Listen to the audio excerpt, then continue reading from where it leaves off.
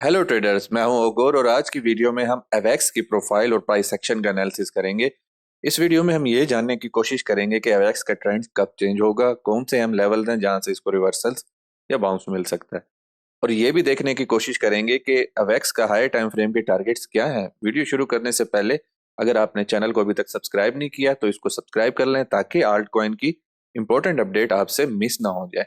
तो ट्रेडर्स, एवेक्स के जिस तरह से लास्ट वीडियो में मैंने आपको अपडेट दी थी जब वो यहाँ पे कहीं पे अपडेट ट्रेड कर रहा था, तो मैंने आपको ये बताया था कि यहाँ पे जो हमने एक रेंज बिल्ड किया, इस रेंज के अंदर इंटर अगर इसने हो गया तो इसके लिए ठीक है, हेल्दी है, कोई मसला नहीं है, लेकिन इसको ये रेंज बीएल लूज नहीं करनी चाहिए। ये जो हमारी रेंज बीएल थी 36 या 37 की, उसके बाद ये हमारा फर्स्ट इंडिकेशन होगा रिवर्सल का। और इसने तकरीबन अभी तक रेंज बीएल जो है हमारी लूज नहीं की, लेकिन यहाँ पे एक हाई वॉल्यूम नोट था, यानी कि इस एरिया में वॉल्यूम ज्यादा ट्रेड हुआ था, तो इसको इसने सपोर्ट बनाया हुआ था। इस एरिया को इसने सपोर्ट बनाया हुआ था जो कि 38 39 का था। और उसके बाद अभी इसने फर्स्ट टाइम हमारा जो रेंज पीओसी है इसको फ्लिप किया है।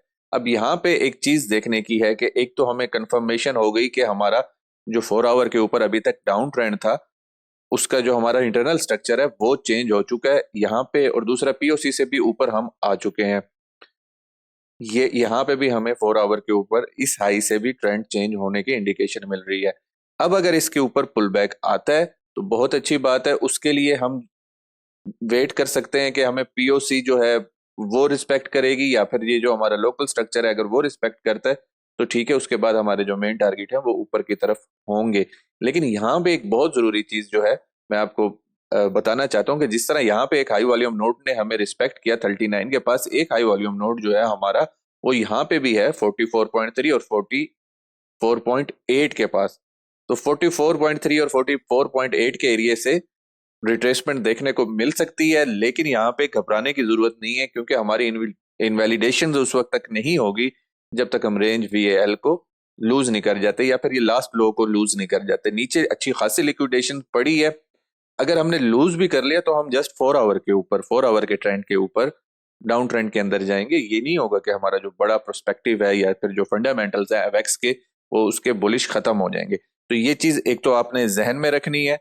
और दूसरी चीज आपको मैं एक और बता दूं कि अगर हम ये रेंज वीएच को फ्लिप करने में कामयाब हो जाते हैं, रेंज वीएच को यानी कि 43 को अगर हम फ्लिप करने में कामयाब हो जाते हैं, तो जो ये 49 से 50 का एरिया है ये एक साइकोलॉजिकल रेजिस्टेंस है इसकी, यानी कि 50 जो है इसका एक टारगेट है जहां से इसको अच्छी रिजेक्शन अभी देखने को मिली है, तो दोबारा भी इस एरिया से इसको देखने को मिल सकती है। तो एक तो चीज इसको आपने जहन में रखना है। और दूसरी चीज मैं आपको बताऊं, जितनी देर हम पीओसी से ऊपर ट्रेड करेंगे, यानी कि इसके ऊपर ट्रेड करेंगे, हमारे पास ऊपर जाने का चांस ज्यादा होगा। इस चीज को आपने इस रिजेक्शन के बाद जहन में रखना है कि हम इस पीओसी यानी 40.8 से जितने देर ऊपर रहेंगे ऊपर जाने का चांस ज्यादा होगा, और अगर हमने इसको लूज कर दिया और नीचे ट्रेड करने लगे तो हमारे पास नीचे जाने का चांस ज्यादा होगा। तो ये एक चीज है जो एवेक्स के ऊपर आपने जहन में रखनी है। इसके अलावा जो 4 आवर का टारगेट है वो मैंने आपको बता दिए हैं। ट्रेडर्स, अगर इसकी हाई टाइम फ्रेम की प्रोफाइल की बात करें तो अभी जो हमारे पास सेकंड रेंज है 54.4 की रेंज बीएल, जो सेकंड रेंज है जो हमारी इंपॉर्टेंट रेंज है जहां पे हमने नजर रखनी है बड़े टाइम फ्रेम पे, डेली टाइम फ्रेम के ऊपर, वो अभी काफी दूर है। और उसके बाद 65 जो है इसकी रेंज पीओसी, वो भी अभी काफी दूर है। लेकिन यहाँ पे हमें देखना होगा कि जब हम इसके पास आएंगे 54 के पास, हमें रिजेक्शन मिलती है या रेंज पीओसी से रिजेक्शन मिलती है, और जिस तरह से मैं आपको मुख्तलिफ वीडियोस में समझा चुका हूँ कि रिजेक्शन मिलने का या फिर साइडवेज प्राइस एक्शन के अंदर हमें किस तरह से पता चलेगा कि अब हमने किस तरफ को जाना है। तो डीपर पुल बैक की सूरत में अभी तो जो कि नहीं लग रहा उसमें नीचे एक हमारे पास रेंज मौजूद है 21 की। अभी इस तरह से कोई इस तरह की इंडिकेशन नहीं मिली कि हमें डीपर पुल बैक देखने को मिल रहा है। तो ये हमारी हाई टाइम फ्रेम की रेंज प्रोफाइल से इनको लाजमी मार्क कर लें।